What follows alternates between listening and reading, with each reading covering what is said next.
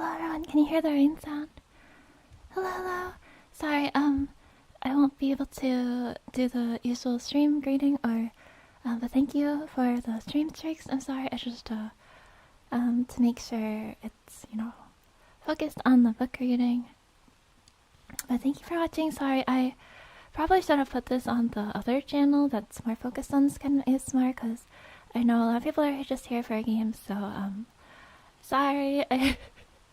I apologize.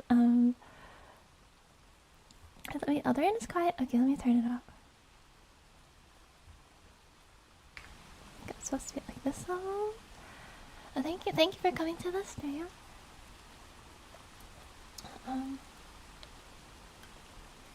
Yeah, I really appreciate that. You're interested in watching this stream, even though yeah, I know that the book readings are very niche. It's not everybody's thing, so I really appreciate it. Thank you for coming to the stream. Sorry, I just have a little bit of a headache, so I don't know if we're gonna get that far into Dracula, but yeah, today we are reading the Dracula book, and yes, hello Twitch and YouTube. So sorry, I just got kind of stressed trying to fiddle with restream and figure out what was making it change the category. So sorry if my throat doesn't sound very good either. Hang on, let me just clear my throat for a sec.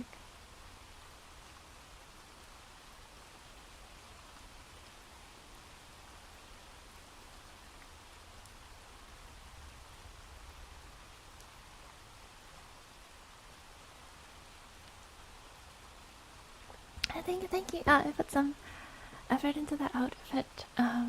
Yeah, it'll just be. Sorry, sometimes I feel like I'm trying to do my vowels softer, so that it doesn't sound as like harsh. I'm trying to talk in a softer way so that it sounds nice. And again, thank you so much for being interested in watching this book reading. I just like to do it because it's fun. But I hope it can be a little bit relaxing for you. So. Thank you very much. I really appreciate it. And also happy Sunday. Thank you. Yeah, so let's get started. Now this is Dracula. We'll be doing probably chapters 1 to 2 of Dracula by Bram Stoker. Sorry, I just have to calm down because I started to get a little anxious because I looked at a stream. Sorry, just one sec.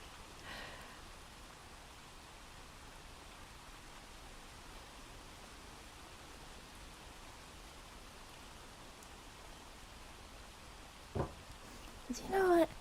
I think the book readings are cool, even if it's not the most popular thing. I think the book readings are cool. I remember we did the Lovecraft reading, and I think that came out really good. Yeah, so. Alright, one sec. I just need a little more water.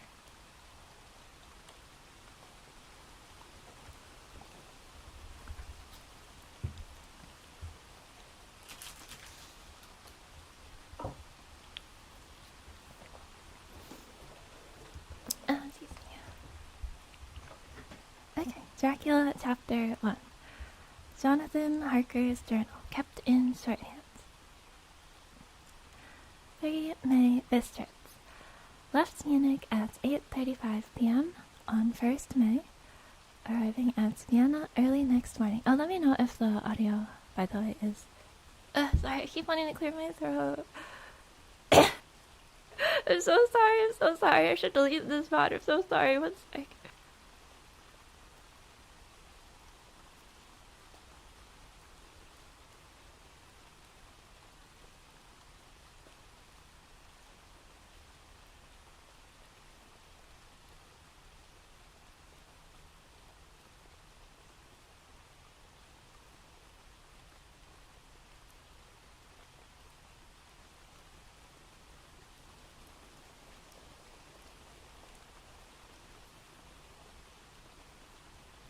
I'm sorry, just give me like 5 seconds.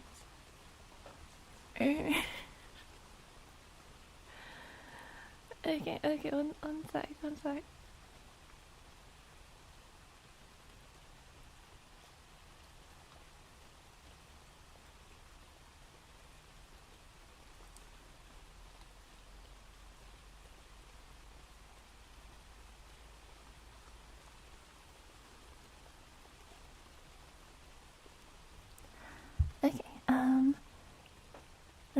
3 May Bistritz.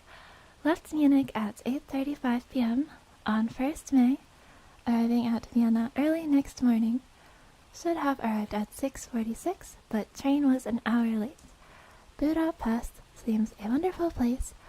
From the glimpse which I got of it from the train, and the little I could walk through the streets, I feared to go very far from the station, as we had arrived late and would start as near the correct time as possible.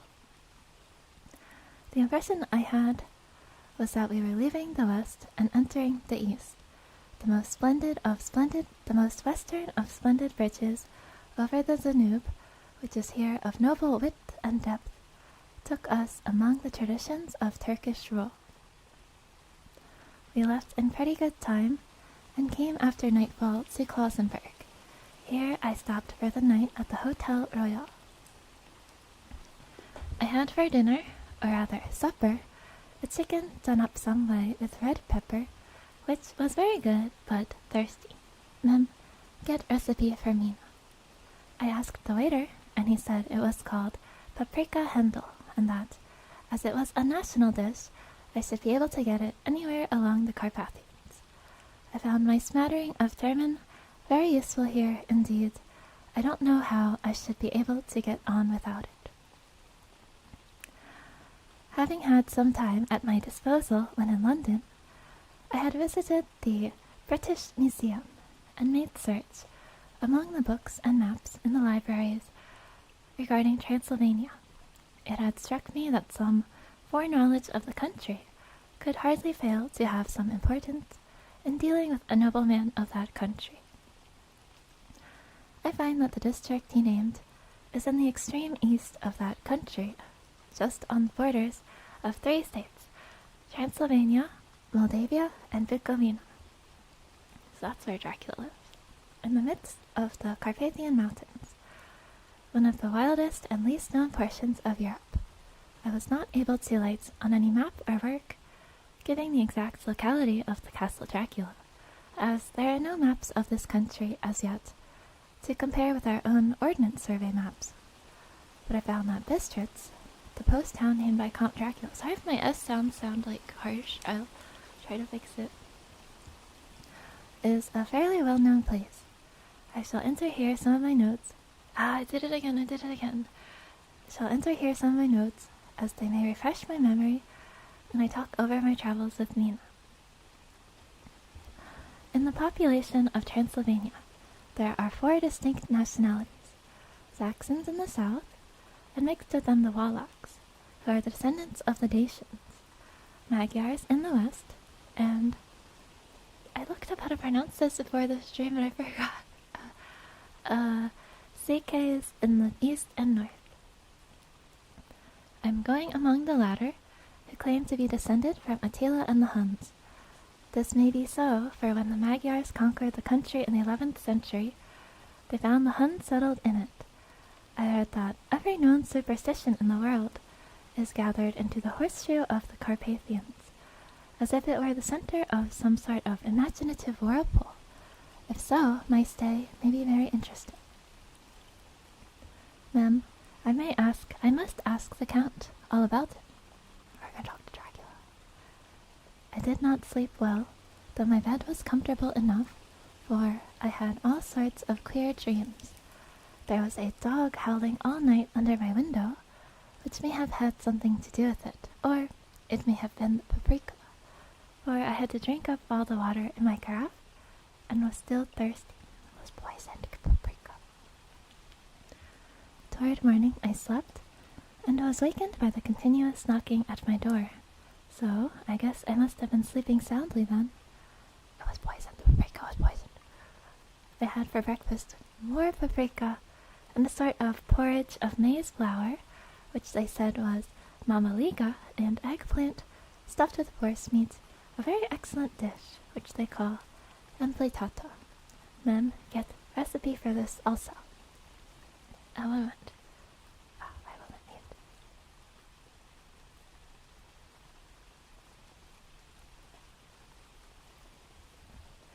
I had to hurry breakfast, for the train started a little before 8, or rather, it ought to have done so, for After rushing to the station at 7:30, I had to sit in the carriage for more than an hour before we began to move. It seems to me that the further east you go, the more unpunctual are the trains. What ought they to be in China?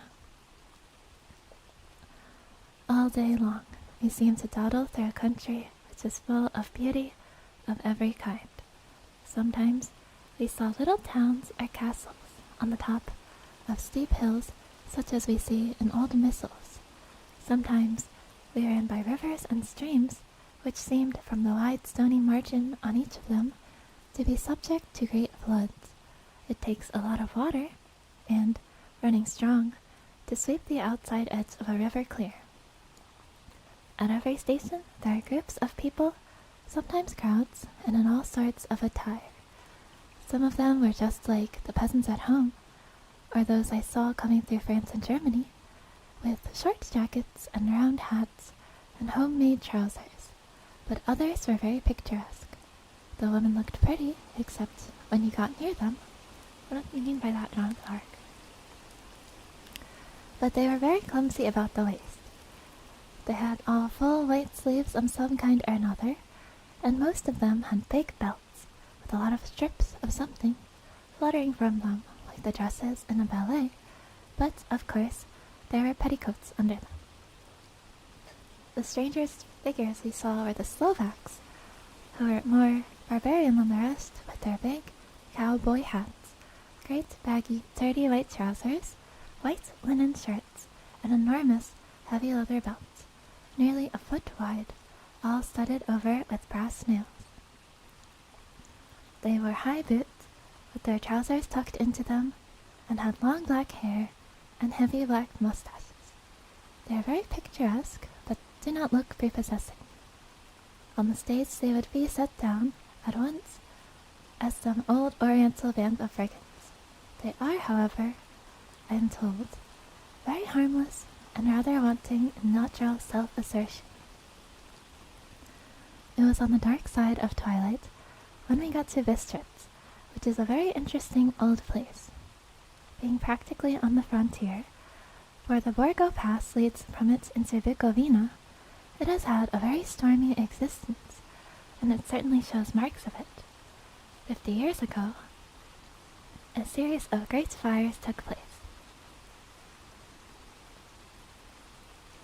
I'm sorry if I have to keep pausing to clear my throat.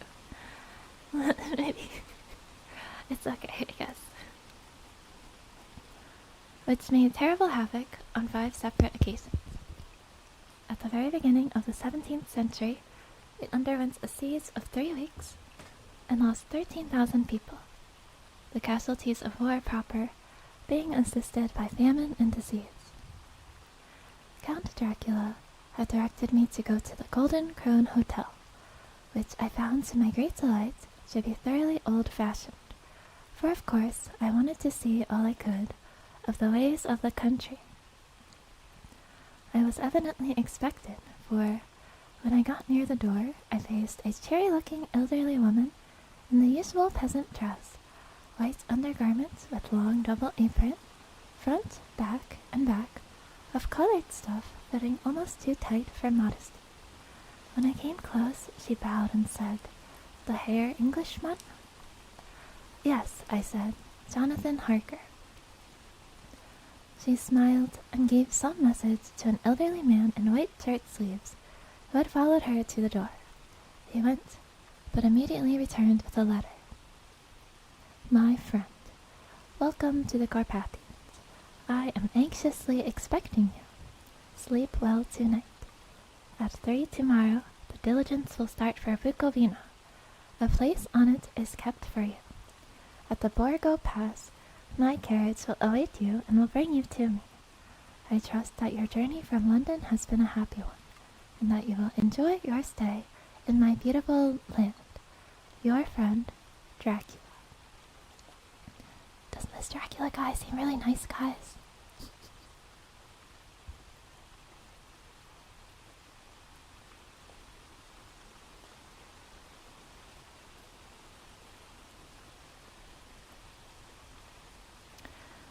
For May, I found found that my landlord had got a letter from the Count directing him to secure the best paid place on the coach for me, but on making inquiries as to details, he seemed somewhat reticent, and pretended that he could not understand my German. This could not be true, because up to then he had understood it perfectly. At least, he answered my questions exactly as if he did. He and his wife, the old lady who had received me, looked at each other in a frightened sort of way. He mumbled out that the money had been sent in a letter, and that was all he knew. When I asked him if he knew Count Dracula and could tell me anything of his castle, both he and his wives crossed themselves, and, saying that they knew nothing at all, simply refused to speak further. It was so near the time of starting that I had no time to ask anyone else, for it was all very mysterious, and not by any means comforting. Just before I was leaving, the old lady came up to my room and said in a very hysterical way, "Must you go? Oh, young hare, must you go?" She was in such an excited state that she seemed to have lost her grip of what German she knew, and mixed it all up with some other language, which I did not know at all. I was just able to follow her by asking many questions. When I told her that I must go at once, and that I was engaged on important business, she asked again, "Do you know what day it is?" I answered, "It was the 4th of May." She shook her head as she said again, "Oh yes, I know that, but do you know what day it is?" On my saying that I did not understand, she went on, "It is the eve of St. George's Day, just like in the game, right? Do you not know that tonight, when the clock strikes midnight, all the evil things in the world will have full sway? Do you know where you are going and what you are going to?" She was in such evident distress that I tried to comfort her, but without effect. Finally, she went down on her knees and implored me not to go, and I could allow nothing to interfere with it. I therefore tried to raise her up, and said, as gravely as I could, that I thanked her, but my duty was imperative, and that I must go. She then rose and dried her eyes, and taking a crucifix from her neck, offered it to me. I did not know what to do, for, as an English churchman, I have been taught to regard such things as in some measure idolatrous, and yet it seemed so ungracious to refuse an old lady meaning so well, and in such a state of mind. She saw, I suppose, the doubt in my face, for she put the rosary round my neck and said, "For your mother's sake," and went out of the room. I am writing this part of the diary whilst I am waiting for the coach, which is, of course, late, and the crucifix is still around my neck. Whether it is the old lady's fear, or the many ghostly traditions of this place, or the crucifix itself, I do not know, but I am not feeling nearly as easy in my mind as usual. If this book should ever reach me not before I do, let it bring my goodbye. Here comes the coach.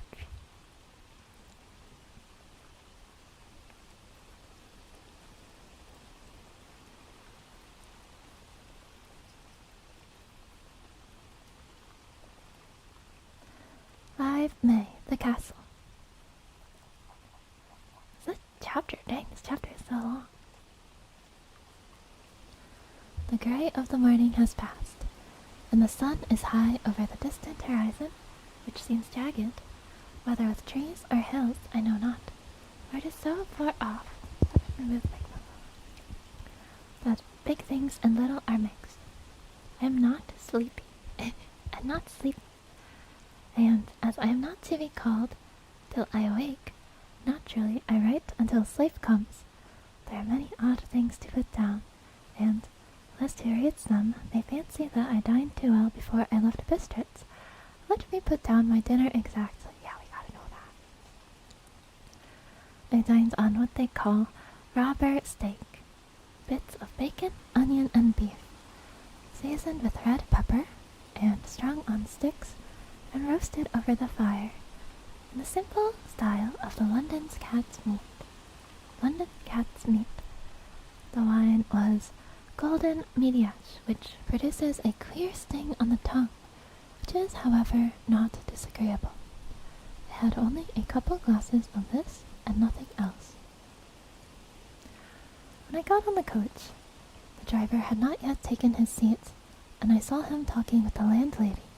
They were evidently talking of me, for every now and then they looked at me, and some of the people who were sitting on the bench outside the door, which they call by a name meaning word-bearer, came and listened, and then looked at me, most of them pityingly.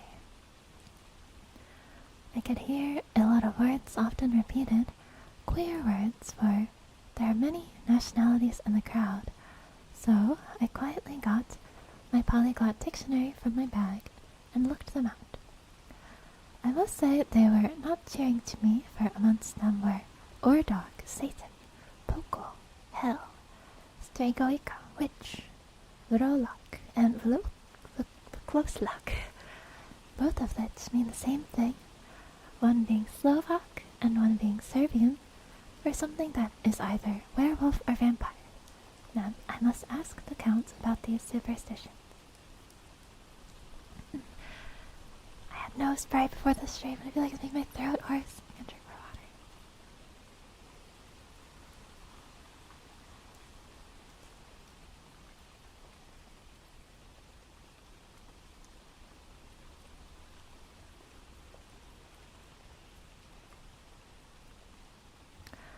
When we started, the crowd around the inn door, which had by this time swelled to a considerable size, all made the sign of the cross and pointed 2 fingers towards me. With some difficulty, I got a fellow passenger to tell me what they meant. He would not answer at first, but on learning that I was English, he explained that it was a charm or guard against the evil eye. This was not very pleasant for me, just starting for an unknown place to meet an unknown man, but everyone seemed so kind-hearted, and so sorrowful, and so sympathetic. I could not but be touched. I shall never forget the last glimpse which I had of the inn-yard and its crowd of picturesque figures, all crossing themselves as they stood round the wide archway, with its background of rich foliage, of oleander and orange trees in green tubs, clustered at the center of the yard. Then our driver, whose wide linen drawers covered the whole front of the box seat, Gotza they call them, cracked his big whip over his 4 small horses, which ran abreast, and we ran off on our journey. I soon lost sight and recollection of ghostly fears in the beauty of the scene as we drove along, although, had I known the language, or other languages, which my fellow passengers were speaking, I might not have been able to throw them off so easily. Before us lay a green sloping land, full of forests and woods, with here and there steep hills, crowned with clumps of trees or with farmhouses. The blank gable farmhouses, I'm sorry. The blank gable into the road. There was everywhere a bewildering mass of fruit blossom, apple, plum, pear, cherry, and as we drove by, I could see the green grass under the trees, spangled with fallen petals. In and out amongst these green hills of what they call here the Mittelland, ran the road, losing itself as it swept round the grassy curve, or as shut out by the straggling ends of pine woods, which here and there ran down the hillside like tongues of flame. The road was rugged, but still, we seemed to fly over it with a feverish haste. I could not understand then what the haste meant, but the driver was evidently bent on losing no time in reaching Borgo-Frund. I was told that this road is in summertime excellent, but that it had not yet been put in order after the winter snows. In this respect, it is different from the general run of roads in the Carpathians, for it is an old tradition that they are not to be kept in too good order. Of old, the hospodars would not repair them, lest the Turks should think that they were preparing to bring in foreign troops, and so hasten the war which was always really at loading point. Beyond the green swelling hills of the Mittelland rose mighty slopes of forest, up to the lofty steeps of the Carpathians themselves. Right and left of us they towered, with the afternoon sun falling full upon them, and bringing out all the glorious colors of this beautiful range, deep blue and purple in the shadows of the peaks, green and brown where grass and rock mingled, and an endless perspective of jagged rock and pointed crags, till these were themselves lost in a really long description of the scenery. In the distance where the snowy peaks rose grandly, here and there seemed mighty rifts in the mountains, through which, as the sun began to sink, we saw now and again the white gleam of falling water. I have to tell you guys, there's gonna be more scenery. One of my companions touched my arm as we swept around the base of a hill and opened up the lofty, snow-covered peak of a mountain, which seemed, as we wound on our serpentine way, to be right before us. Look! Istenchek, God's seat, and he crossed himself reverently. As we wound on our endless way, and the sun sank lower and lower behind us, the shadows of the evening began to creep round us. This was emphasized by the fact that the snowy mountain top still held the sunset, and seemed to glow out with a delicate, cool pink. Here and there we passed Czechs and Slovaks, all in picturesque attire, but I noticed that goiter was painfully prevalent, By the roadside were many crosses, and as we swept by, my companions all crossed themselves. Here and there was a peasant man or woman kneeling before a shrine, who did not even turn round as we approached, but seemed in the self-surrender of devotion to have neither eyes nor ears for the outer world. There were many things new to me, for instance, hayrick in the trees, and here and there very beautiful masses of weeping birch, their white stems shining like silver through the delicate green of the leaves. Now and again we passed a later wagon, the ordinary peasant's cart, with its long snake-like vertebra, calculated to suit the inequalities of the road. On this were sure to be seated quite a group of home-coming peasants, the Czechs with their white, and the Slovaks with their colored sheepskins, the latter carrying lance-fashion their long staves with axe at end. As the evening fell, it began to get very cold, and the growing twilight seemed to merge into one dark mistiness, the gloom of the trees. Oh, I lost my place, 1 sec. Oak, beech, and pine, though in the valleys which ran deep between the spurs of the hills, as we ascended through the pass, the dark fir stood out here and there against the background of late-lying snow. Sometimes, as the road was cut through the pine woods that seemed in the darkness to be closing down upon us, great masses of grayness, which here and there bestrewed the trees, produced a peculiarly weird and solemn effect, which carried on the thoughts and grim fancies engendered here earlier in the evening, when the falling sunset threw into strange relief the ghost-like clouds which amongst the Carpathians seemed to wind ceaselessly through the valleys. Sometimes the hills were so steep that, despite our driver's haste, the horses could go only slowly. I wished to get down and walk up them, as we do at home, but the driver would not hear of it. "No, no," he said, "you must not walk here. The dogs are too fierce." And then he added, with what he evidently meant for grim pleasantry, for he looked around to catch the approving smile of the rest, and you may have enough of such matters before you go to sleep. The only stop he would make was a moment's pause to light his lamps. Brief water break.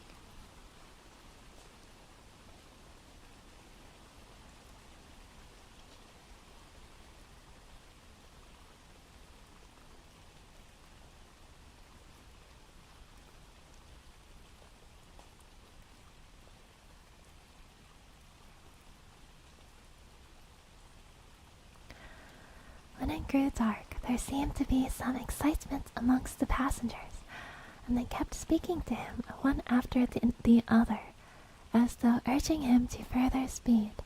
He lashed the horses unmercifully with his long whip, and with wild cries of encouragement, urged them on to further exertions. Then, through the darkness, I could see a sort of patch of grey light ahead of us, as though there were a cleft in the hills. The excitement of the passengers grew greater. The crazy coach The crazy coach rocked on its great leather springs and swayed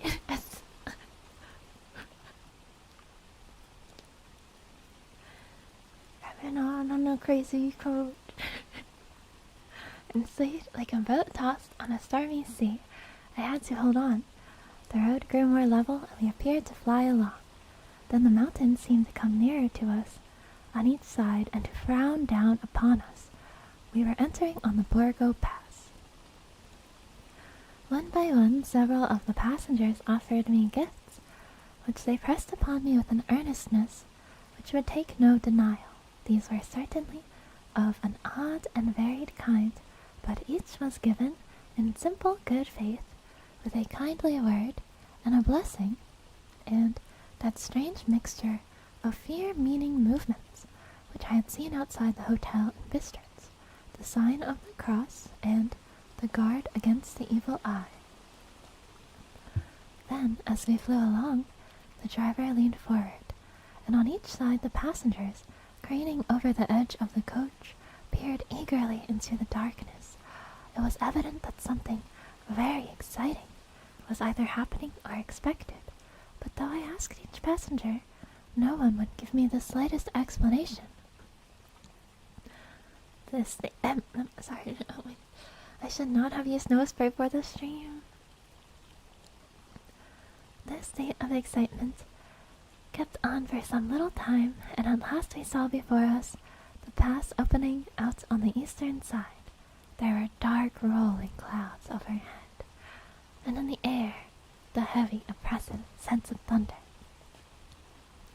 It seemed as though the mountain range had separated two atmospheres, and now that we had got into the thunderous one,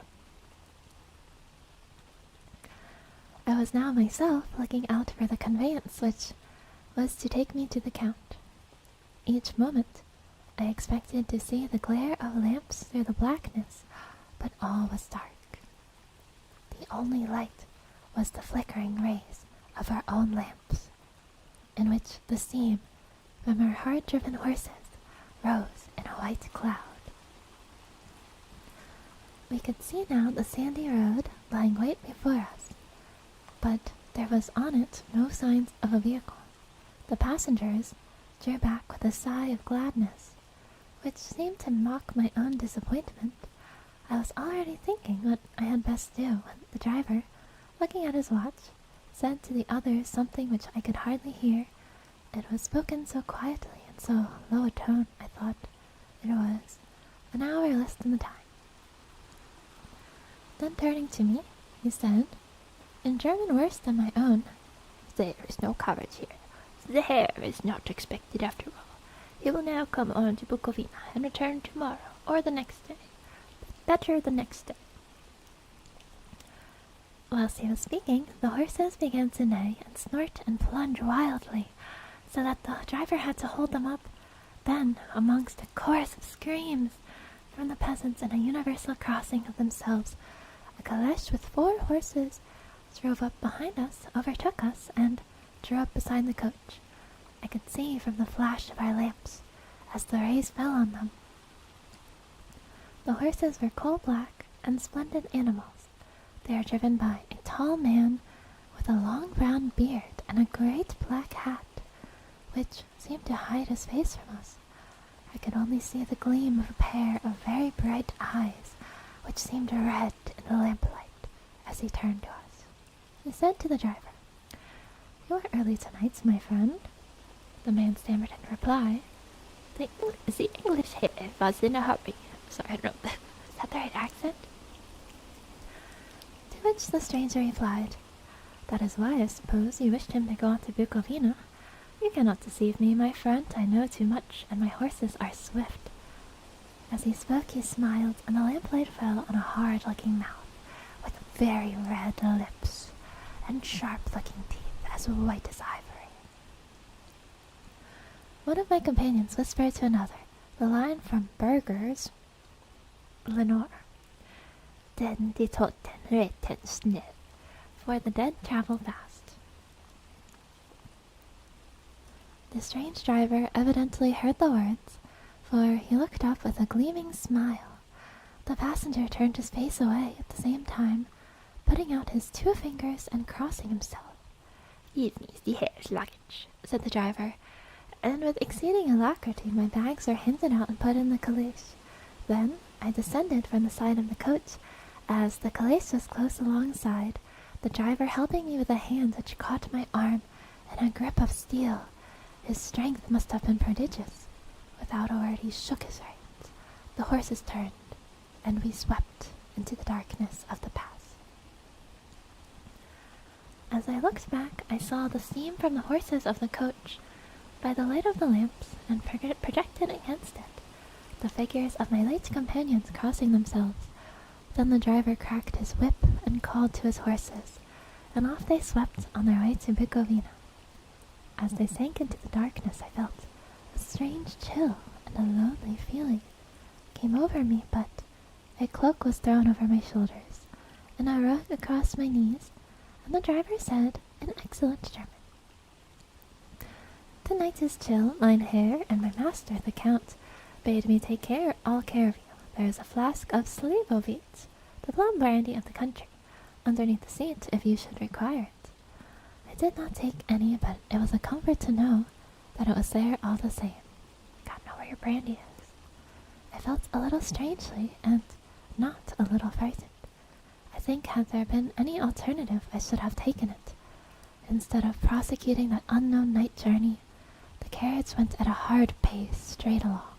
Then we made a complete turn, and went along another straight road.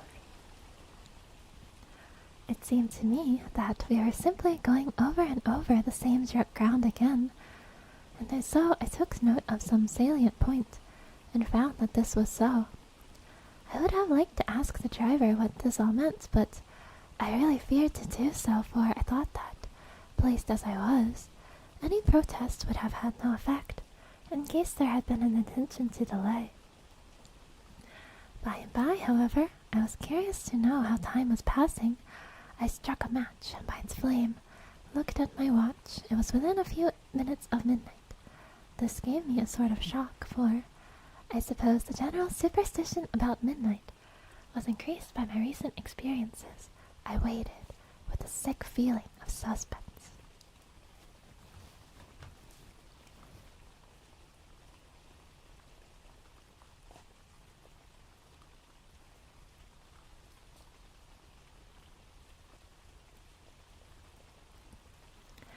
Then a dog began to howl, somewhere in a farmhouse far down the road, a long, agonized wailing as from fear.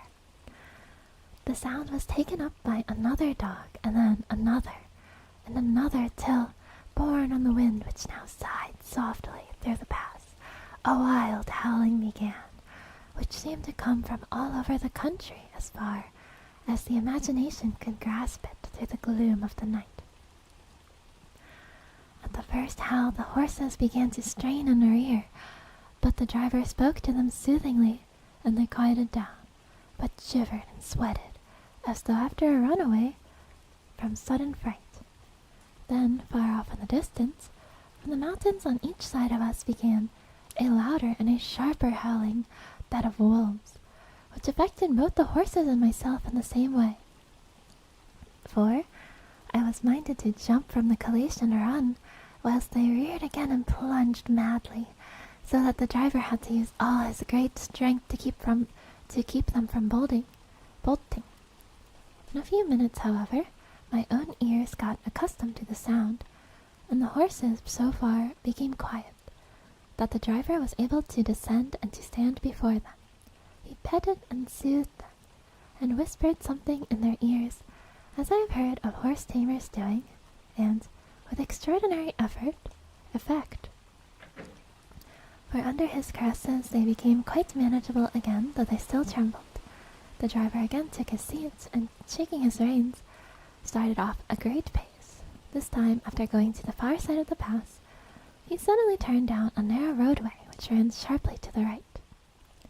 Soon we were hemmed in with trees, which in places arched right over the roadway, till we passed as through a tunnel, and again great frowning rocks guarded us boldly on either side. Though we were in shelter, we could hear the rising wind, for it moaned and whistled through the rocks, and the branches of the trees crashed together as they swept along.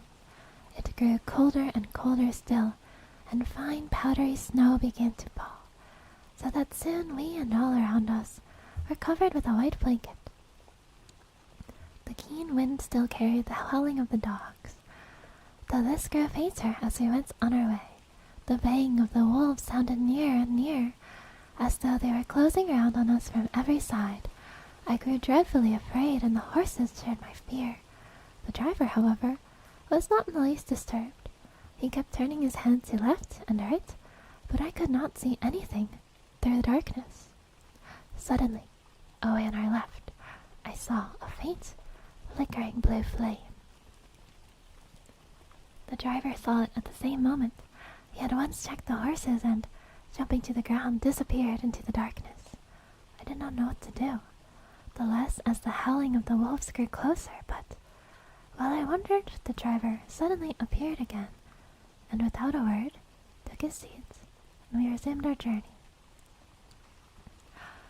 I think I must have fallen asleep, and kept dreaming of the incident, for it seemed to be repeated endlessly, and now looking back, it is like a sort of awful nightmare. Once, the flame appeared so near the road that even in the darkness around us, I could watch the driver's motions. He went rapidly to where the blue flame arose. It must have been very faint, for it did not seem to illumine the place around it at all, and gathering a few stones, formed them into some device. Once, there appeared a strange optical effect, for when he stood between me and the flame, he did not obstruct it, for I could see its ghostly flicker all the same. This startled me, but as the effect was only momentary, I took it that my eyes deceived me straining through the darkness. Then, for a time, there were no blue flames, and we sped onwards through the gloom with the howling of the wolves around us, as though they were following in a moving circle. At last, there came a time when the driver went further afield than he had yet gone, and during his absence, the horses began to tremble worse than ever, and to snort and scream with fright. I could not see any cause for it, for the howling of the wolves had ceased altogether, but just then the moon, sailing through the black clouds, appeared behind the jagged crest of a beetling pine-clad rock.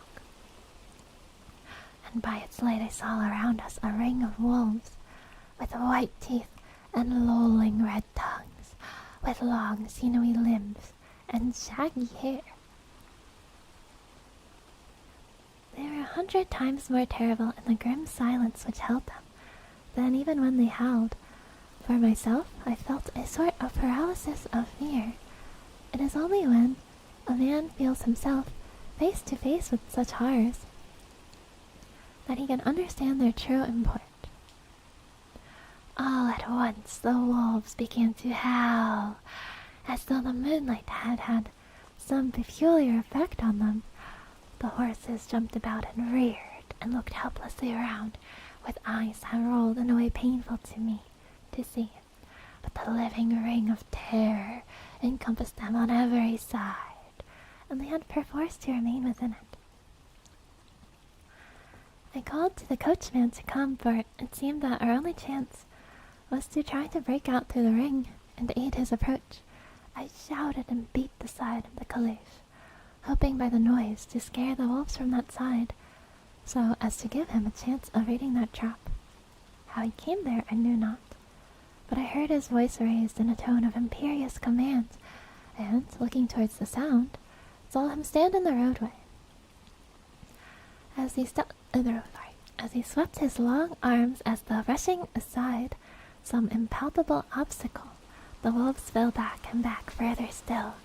Just then, a heavy cloud passed across the face of the moon, so that we were again in darkness. When I could see again, the driver was climbing into the caleche, and the wolves had disappeared. This was all so strange and uncanny that a dreadful fear came upon me, and I was afraid to speak or move.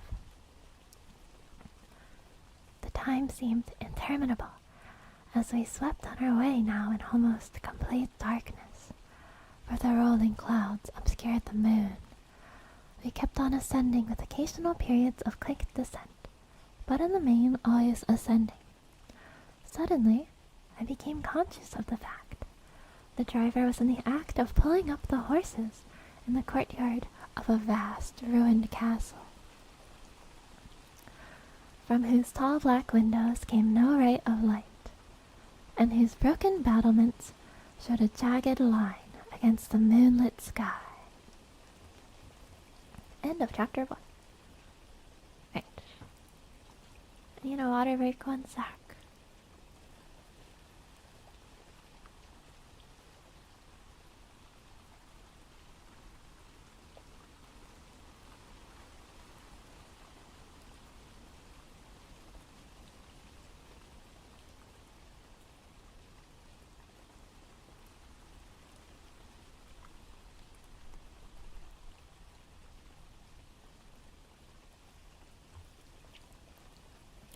Chapter 2, Jonathan Harker's Journal, continued.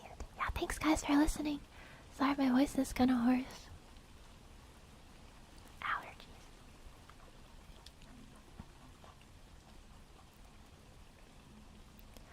5 May. I must have been asleep, for certainly if I had been fully awake, I must have noticed the approach of such a remarkable place.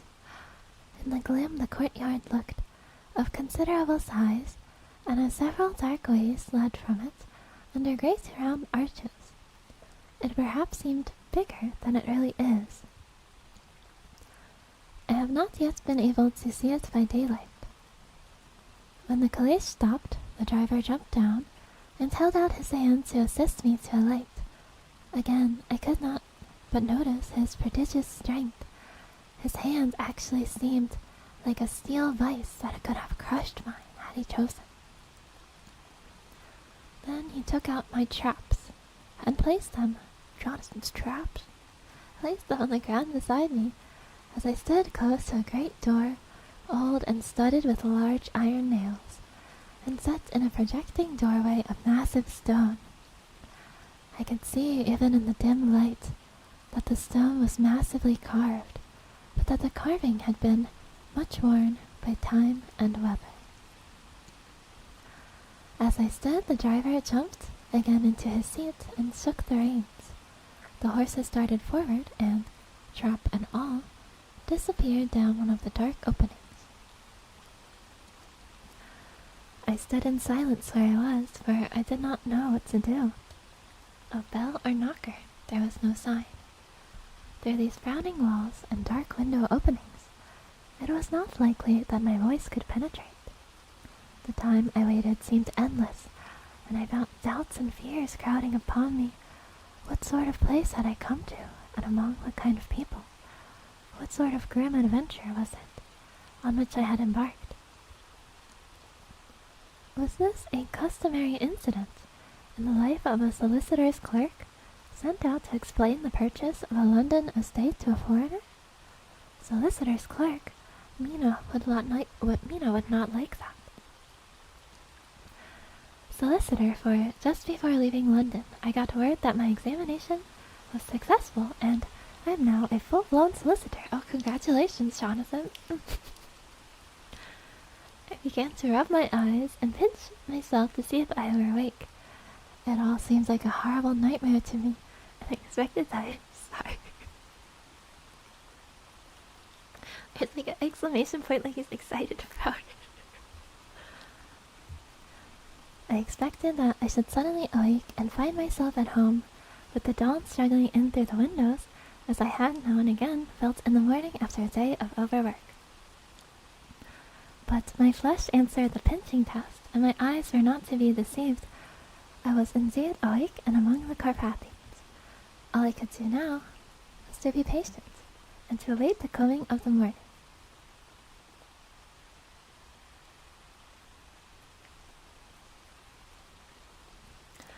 Just as I had come to this conclusion, I heard a heavy step approaching behind the great door, and saw through the chinks the gleam of a coming light.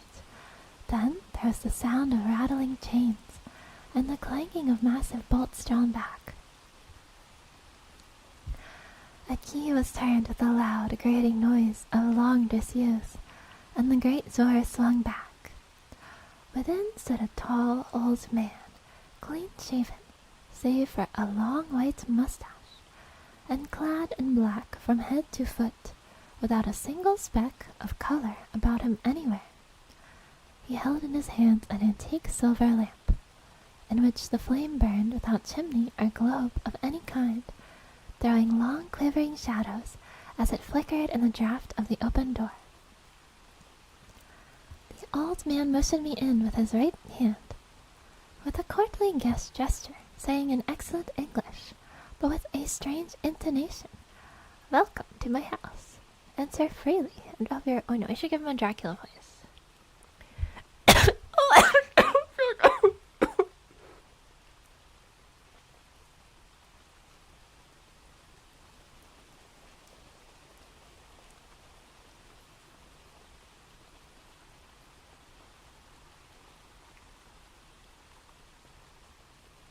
Sorry, Dracula gave me the cough.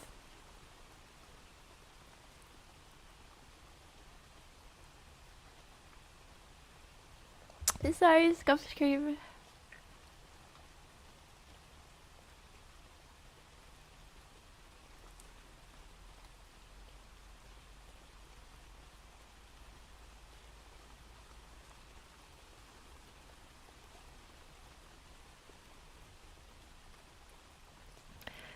Welcome to my house. Enter freely, and of your own. No, I don't think his voice should sound like that. Sorry, 1 sec. I coughed too much. My eyes are watery.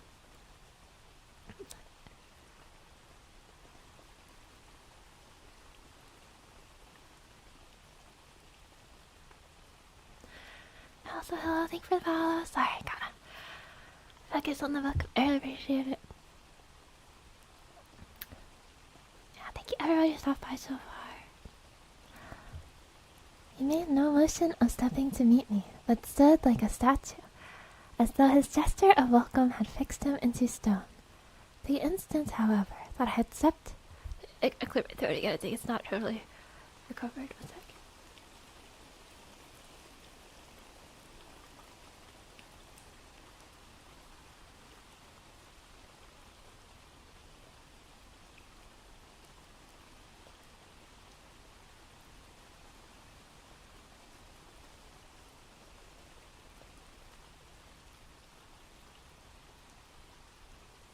Okay, I think I'm good now.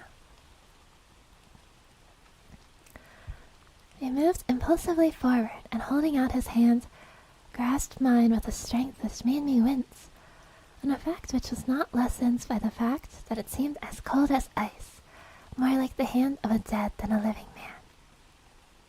Again he said, "Welcome to my house. Come freely, go safely, and leave something of the happiness you bring."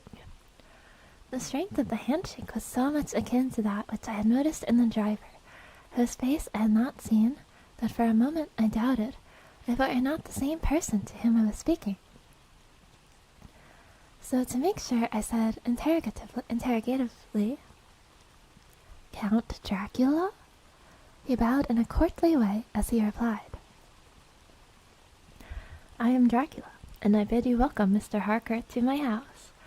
Come in, the night air is chill, and you must need to eat and rest." As he was speaking, he put the lamp on a bracket on the wall, and stepping out, took my luggage.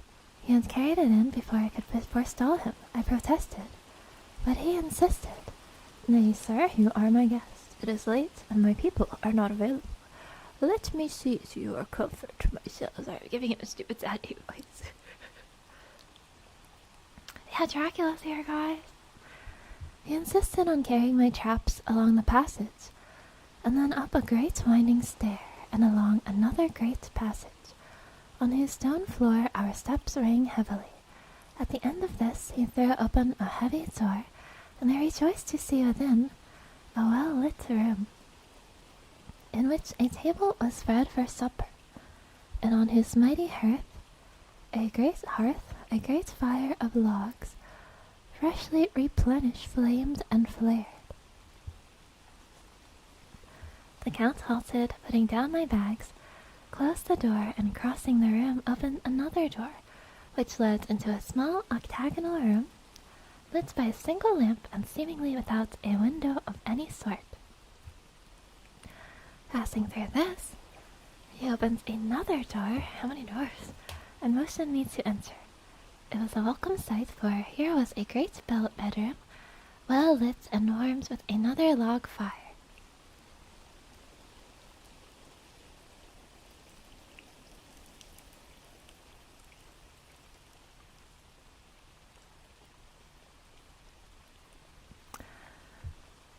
Also added to but lately, for the top logs were fresh, which sent a hollow roar up the wide chimney.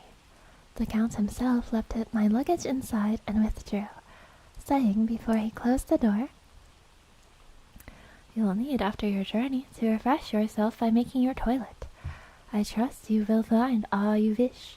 When you are ready, come into the other room, where you will find your..." Should I do that? "Supper prepared." The light and warmth in the Count's courteous welcome seemed to have dissipated all my doubts and fears. Having then reached my normal state, I discovered that I was half famished with hunger, so, making a hasty toilet, I went into the other room. I found supper already laid out. My host, who stood on one side of the great fireplace, leaning against the stonework, made a graceful wave of his hand to the table and said, "I pray you, be seated and sup how you please. You will, I trust, excuse me that I do not join you, but I have dined already, and I do not sup." You hear that, guys? Dracula doesn't sup. I handed to him the sealed letter, which Mr. Hawkins had entrusted to me. He opened it and read it gravely. Then, with a charming smile, he handed it to me to read. One passage of it, at least, gave me a thrill of pleasure, I must regret that an attack of gout... I keep clearing my throat, I'm so sorry.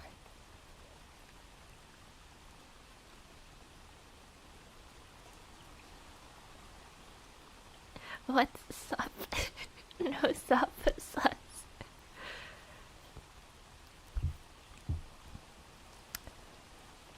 From which malady I am a constant sufferer, forbids absolutely any traveling on my part for some time to come.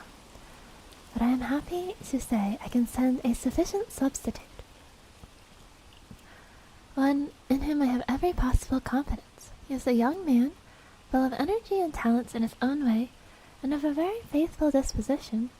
He is discreet and silent, and has grown into manhood in my service. He shall be ready to attend on you, when you will, during his stay, and shall take your instructions in all matters. The Count himself came forward and took the cover off a dish, and I fell to at once on an excellent roast chicken. This, with some cheese and a salad, and a bottle of old Stoker, of which I had 2 glasses, was my supper. During the time I was eating it, the Count asked me many questions as to my journey, and I told him, by degrees, all I had experienced. By the time I had finished my supper, and by my host's desire, had drawn up a chair by the fire and begun to smoke a cigar, which he offered me, at the same time excusing himself that he did not smoke.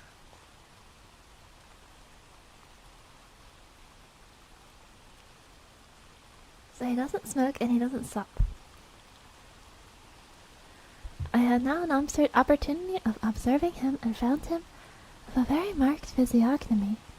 His face was a very strong aquiline, with hybrids of the thin nose and peculiarly arched nostrils, with a lofty domed forehead, and hair growing scantily around the temples but profusely elsewhere. His eyebrows were very massive, almost meeting over the nose, and with bushy hair that seemed to curl at its own profusion. The mouth, so far as I could see it under the heavy mustache, was fixed and rather cruel-looking, with peculiarly sharp white teeth. These protruded over the lips, whose remarkable ruddiness showed astonishing vitality in a man of his years.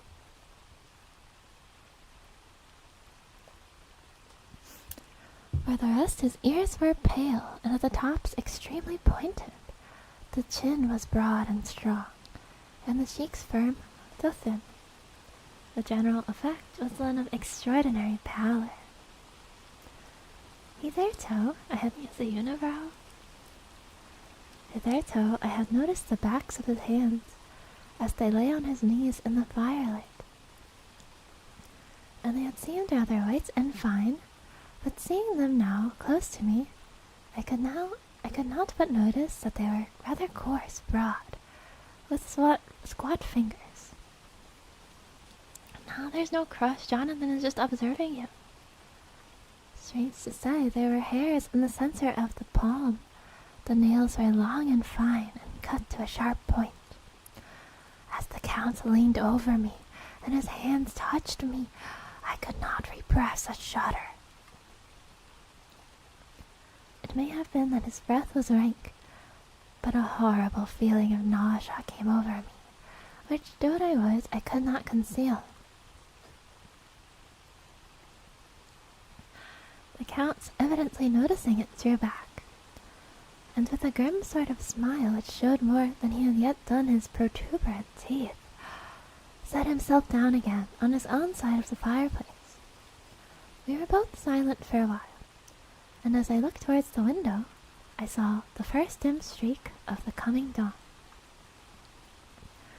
There seemed a strange stillness over everything, but as I listened I heard, as if from down below in the valley, the howling of many wolves. The Count's eyes gleamed, and he said, "Listen to them, the children of the night. What music they make." Seeing, I suppose, some expression in my face strange to him, he added, "Ah, sir, you dwellers in the city cannot enter into the feelings of the hunter." Then he rose and said, "But you must be tired. Your bedroom is all ready, and tomorrow you shall sleep as late as you will.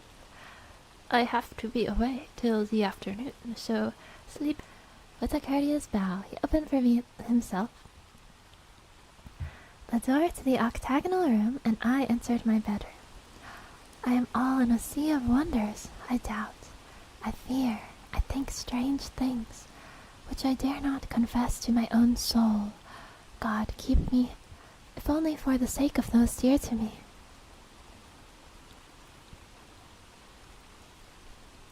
May. It is again early morning, but I have rested and enjoyed the last 24 hours. I slept till late in the day, and awoke of my own accord. When I had dressed myself, I went into the room where we had supped, and found a cold breakfast laid out. Yea, Dracula's such a good host. With coffee being kept hot, by the pots being placed on the hearth. There was a card on the table, which was written, "I have to be absent for a while. Do not wait for me. D." I said you enjoyed a hearty meal. When I had done, I looked for a bell, so that I might let the servants know I had finished, but I could not find one. There are certainly odd deficiencies in the house, considering the extraordinary evidences of wealth which are around me. The table service is of gold, and so beautifully wrought that it must be of immense value. The curtains and upholstery of the chairs and sofas, and the hangings of my bed, are of the costliest and most beautiful fabrics, and must have been of fabulous value when they were made, for they are centuries old, though in excellent order. I saw something like them in Hampton Court. Jonathan always just saying random stuff like this. But there they were foreign and frayed and moth-eaten. But still in none of the rooms is there a mirror. There is not even a toilet glass on my table, and I had to get the little shaving glass from my bag before I could either shave or brush my hair. I have not yet seen a servant anywhere or heard a sound near the castle except the howling of wolves. Some time after I had finished my meal, I do not know whether to call it breakfast or dinner, for it was between 5 and 6 o'clock when I had it. Dang, it's a late dinner. Or a late breakfast. I looked about for something to read, for I did not like to go about the castle until I had asked the Count's permission. There was absolutely nothing in the room, book, newspaper, or even writing materials. So I opened another door in the room and found a sort of a library. The door opposite mine I tried, but found it locked. In the library I found, to my great delight, a vast number of English books, whole shelves full of them, and bound volumes of magazines and newspapers. The table in the center was littered with English magazines and newspapers, though none of them are of very recent date. The books were of the most varied kind: history, geography, politics, political economy, botany, zoology, law, all relating to England and English life and customs and manners. Wait, is this guy is he researching Jonathan Dracula? Oh no, wait, Dracula is moving to England, I forgot.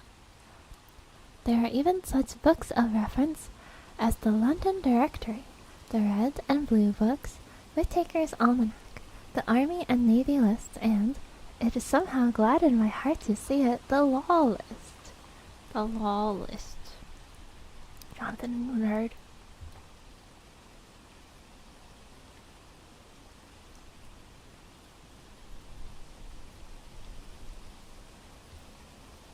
Whilst I was looking at the books, the door opened and the Count entered.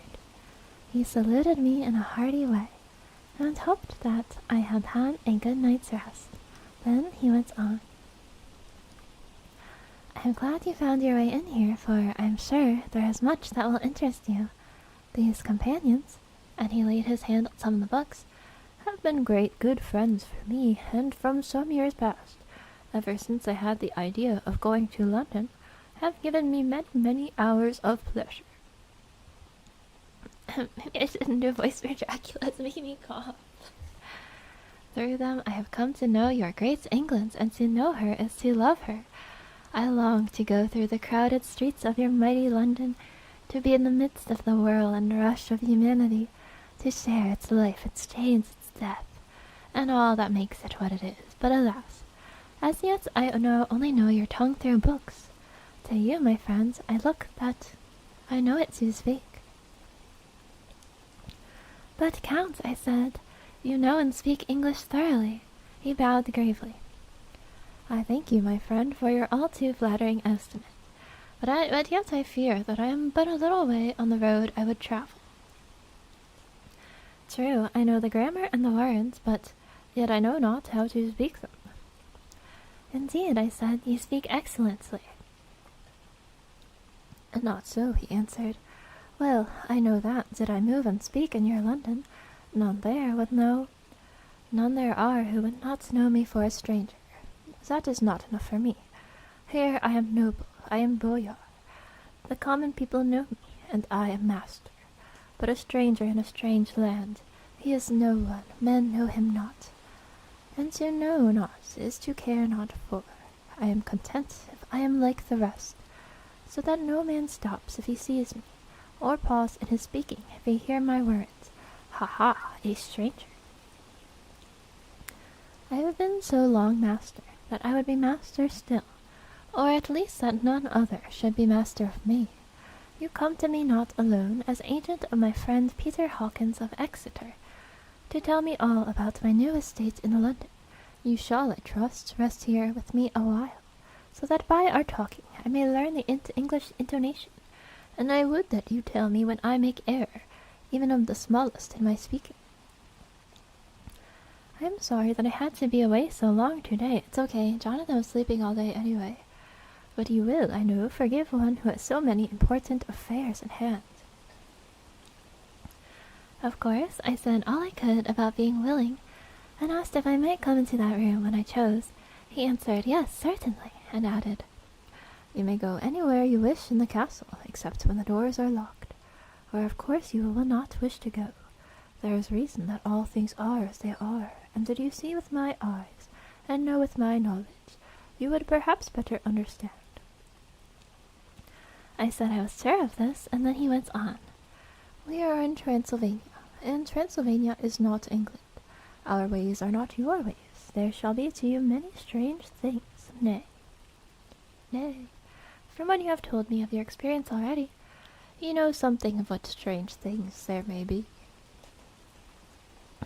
This led to much conversation, and as it was evident that he wanted to talk, if only for talking's sake, I asked him many questions regarding things that had already happened or come within my notice. Sometimes he sheered off the subject, or turned the conversation by pretending not to understand, but generally he answered all I asked most frankly. Then, as time went on, and I had got somewhat bolder, I asked him of some of the strange things of the preceding night, as, for instance, why the coachman went to the places where he had seen the blue flames.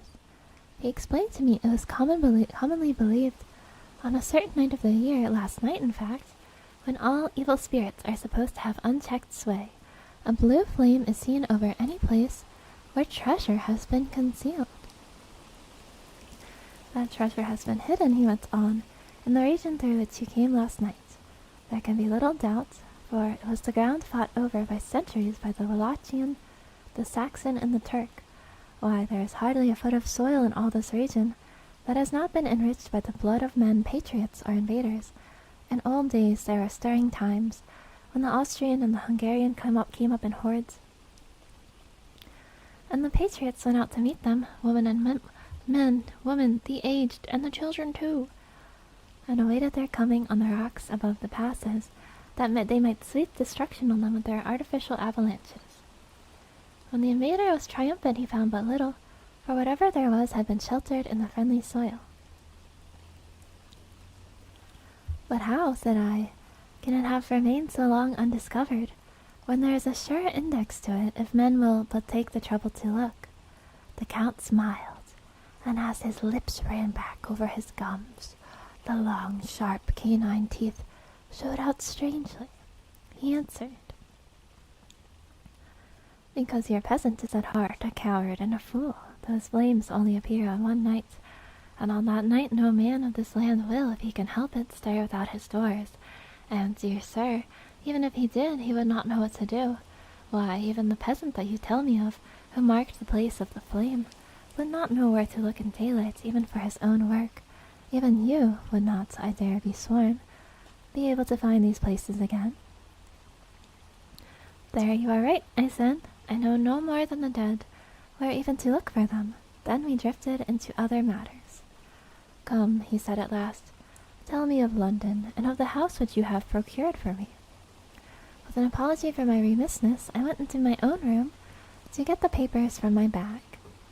Whilst I was placing them in order, I heard a rattling of china and silver in the next room, and as I passed through, noticed that the table had been cleared, and the lamp lit, for it was by this time deep into the dark. The lamps were also lit in the study or library, and I found the Count lying on the sofa, reading, of all things in the world, an English Bradshaw's Guide. When I came in, he cleared the books and papers from the table, and with him I went into plans and deeds and figures of all sorts. He was interested in everything, and asked me a myriad questions about the place and its surroundings. He clearly had studied beforehand all he could get on the subject of the neighborhood, for he evidently, at the end, knew very much more than I did. Yeah, Dracula's so chill. When I remarked this, he answered, "Well, but my friend, is it not needful that I should? When I go there, I shall be all alone, and my friend Harker Jonathan. Nay, pardon me, I fall into my country's habit of putting your patronymic first. My friend Jonathan Harker will not be by my side to correct and aid me. He will be in Exeter miles away, probably working at papers of the law with my other friend, Peter Harkins. So." Harker Jonathan Sama. We went thoroughly into the business of the purchase of the estate and Purfleet. When I had told him the facts, and got his signature to the necessary papers, and had written a letter with them ready to post to Mr. Hawkins, he began to ask me how I had come across so suitable a place. I read to him the notes which I had made at the time, and which I inscribe here. At Purfleet, on a by-road, I came across just a place such as seemed to be required, and where was displayed a dilapidated notice that the place was for sale. It is surrounded by a high wall of ancient structure built of heavy stones, and has not been repaired for a large number of years. The closed gates are of heavy old oak and iron, all eaten with rust. The estate is called Carfax, no doubt a corruption of the old Guatrafa space. As the house is four-sided, agreeing with the cardinal points of the compass, it contains in all some 20 acres, quite surrounded by the solid stone wall above mentioned. There are many trees on it, which make it in places gloomy. And there is a deep, dark-looking pond or small lake, evidently fed by some springs, as the water is clear and flows away in a fair-sized stream. The house is very large, and of all periods back, I should say, to medieval times. Medieval times? Excuse me, one sec. For one part is of stone immensely thick, with only a few windows high up, and heavily barred with iron. It looks like part of a keep, and is close to an old chapel or church. I could not enter it, as I had not the key of the door leading to it from the house, but I have taken with my kodak views of it from various points. The house has been added to, but in a very straggling way. I can only guess at the amount of ground it covers, which must be very great. There are but few houses close at hand, one being a very large house, only recently added to, and formed into a private lunatic asylum. Private asylum? It is not, however, visible from the ground. When I had finished, he said, "I am glad that it is old and big. I myself am of an old family, and to live in a new house would kill me. A house cannot be made habitable in a day, and after all, how few days go to make up a century. I rejoice also that there is a chapel of old times. We Transylvanian nobles love not to think that our bones may lie amongst the common dead. I seek neither gaiety nor mirth, nor the bright voluptuousness of much sunshine and sparkling waters, which please the young and gay. I am no longer young, and though my heart, though weary years of mourning over the dead, is not attuned to mirth. Moreover, the walls of my castle are broken, the shadows are many, and the wind breathes cold through the broken battlements and casements. I love the shade and the shadow, and would be alone with my thoughts when I may." Somehow his words and his look did not seem to accord, or else it was that his cast of face made his smile look malignant and saturnine. I'm sorry, water break, 1 sec.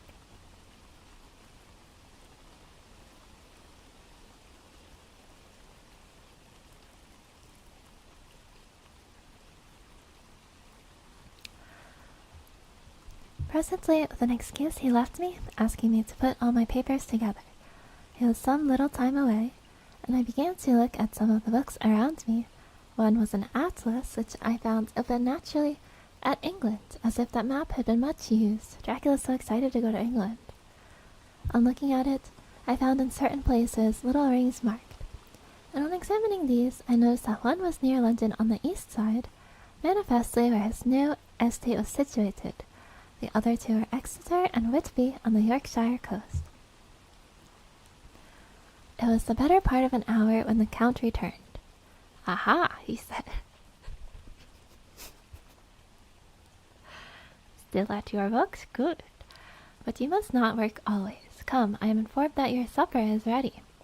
He took my arm, and we went into the next room, where I found an excellent supper ready on the table. The Count again excused himself, as he had dined out on his being away from home.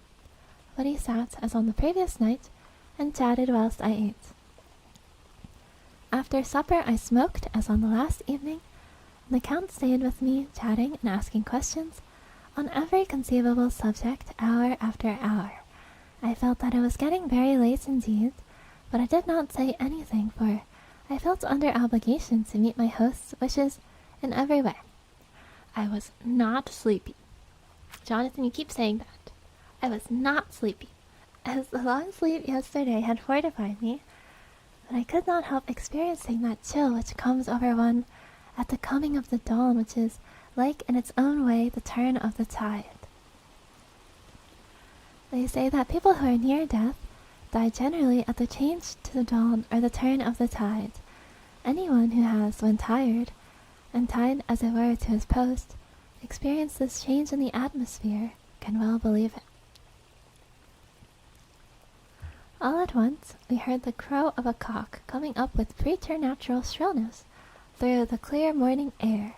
Count Dracula, jumping to his feet, said, "Why, there's the morning again. How remiss I am to let you stay up so long. You must make your conversation regarding my dear new country of England less interesting, so that I may not forget how time flies by us." And with a courtly bow, he quickly left me. And he's too excited to sleep. I went into my own room. You know, guys, this is kind of comfy. I feel like the beginning of Dracula is kind of comfy. I went into my own room and drew the curtains, but there was little to notice. My window opened into the courtyard. All I could see was the warm grey of quickening sky. So I pulled the curtains again, and have written of this day. 8 May. I began to fear, as I wrote in this book, that I was getting too diffuse. But now I am glad that I went into detail from the first, for there is something so strange about this place, and all in it, that I cannot but feel uneasy. I wish I were safe out of it, or that I had never come. It may be that this strange night existence is telling on me, but would that were all. If there were anyone to talk, I could bear it, but there is no one to speak of. There is no one. I have only the Count to speak with, and he, I fear I myself, the only living soul within the place. Let me be prosaic, so as far as facts can be. It will help me to bear up, and imagination must not run riot with me. If it does, I am lost. Let me say at once how I stand, or seem to. I only slept a few hours when I went to bed, and feeling that I could not sleep any more, got up. I had hung my shaving glass by the window, and was just beginning to shave. Suddenly I felt a hand on my shoulder, and heard the Count's voice saying to me, "Good morning." I started, for it amazed me that I had not seen him, since the reflection of the glass covered the whole room behind me. In starting I had cut myself slightly, but did not notice it at the moment. Having answered the Count's salutation, I turned to the glass again to see how I had been mistaken. This time there could be no error, for the man was close to me. I could see him over my shoulder. But there was no reflection of him in the mirror. The whole room behind me was displayed, but there was no sign of a man in it, except myself. This was startling, and coming on the top of so many strange things, was beginning to increase that vague feeling of uneasiness which I always have when the Count is near. but at the instant, I saw that the cut had bled a little, and the blood was trickling over my chin. I laid down the razor, turning as I did, just half round to look for some sticking plaster. When the Count saw my face, his eyes blazed with a sort of demoniac fury, and he suddenly made a grab at my throat. I drew away, and his hands touched the string of beads which held the crucifix. It made an instant change in him, for the fury passed so quickly, I could hardly believe it was even there. "Take care," he said. "Take care how you cut yourself. It is more dangerous than you think in this country." Then, seizing the shaving glass, he went on, And this is the wretched thing that has done the mischief. It is a foul bauble of man's vanity. Away with it." And opening the heavy window, with one wrench of his terrible hand, he flung out the glass. "Dracula, that's my mirror!" Which was shattered into 1,000 pieces on the stones of the courtyard far below. Then he withdrew without a word. It is very annoying, for I do Jonathan is just so casual. It's like, "It is very annoying, for I do not see how I am to shave. Unless in my watch case or the bottom of the shaving pot, which is fortunately of metal." Yeah, Jonathan, I think that's definitely our main concern right now. How are you going to shave?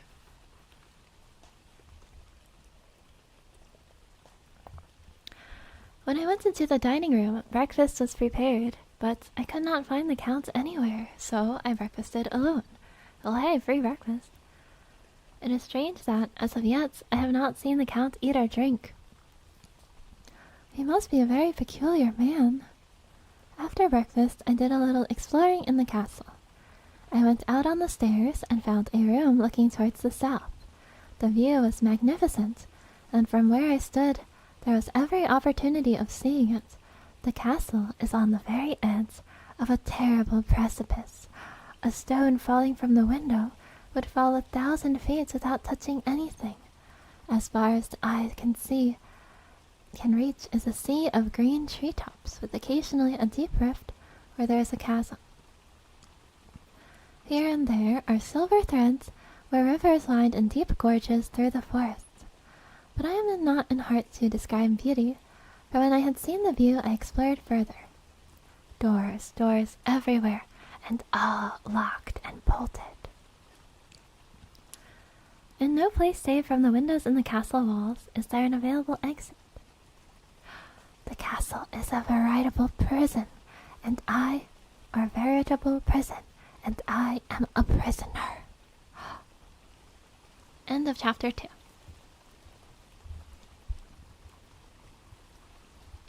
Well, I feel like that's a good place to stop, right?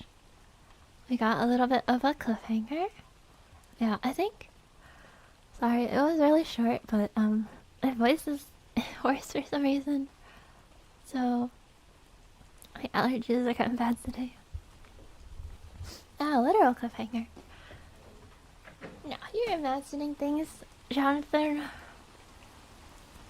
Dracula is such a nice and chill guy. How can you suspect him? Yeah, thank you guys for listening to the book reading. I have other book readings, VODs on the YouTube. I did some other in the past. It was pretty fun. We usually do them for Halloween. That's like my book reading time. But hey, what's that gotta be?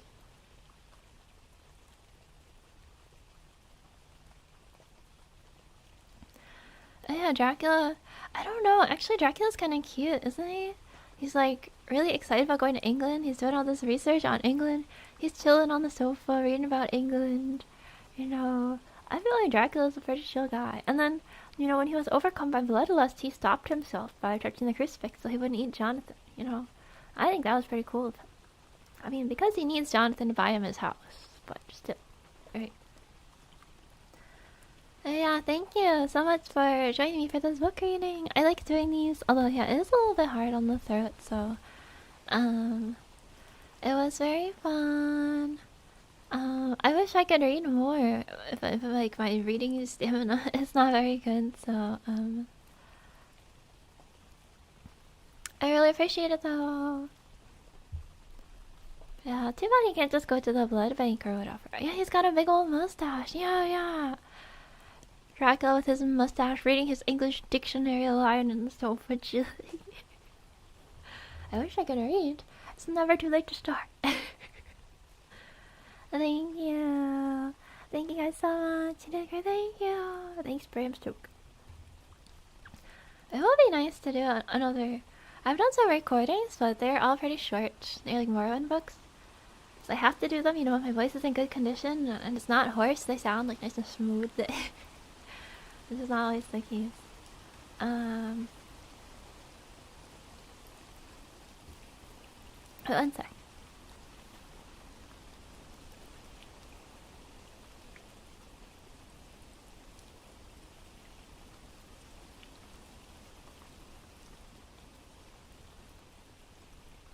Okay, I'm gonna call the stream for now. By the way, I hope the microphone's sounding good. Yeah, this is like a double. It's like 2 different microphones, and you put them on a stand. So I can talk to the left one, or I can talk to the right one, so you get, you know, a nice binaural effect. But I can also just talk in the middle, and there's no binaural effect. Yeah, yeah. Thank you very much. So there will be another stream later. There will be a watch along of Dracula 1931. And if you're wondering where you can obtain Dracula 1931, I'll just put it in the chat right here. Make sure you include the if you just click on the link, it won't work. You have to copy paste it with the period. So, yeah, it's on archive.org. So I'm gonna get dinner. In about an hour and a half. An hour and a half from now, we'll have the watch along. It'll be at 7 p.m. EDT. Yeah, I will stream it. And yeah, I'll see you then. But thank you very much for hanging out for this short book reading stream. And thank you for all the follows. Okay. Alright. Yeah, I'm excited. We get to actually see this castle and see Dracula and stuff, so. Okay, bye! See you later, bye!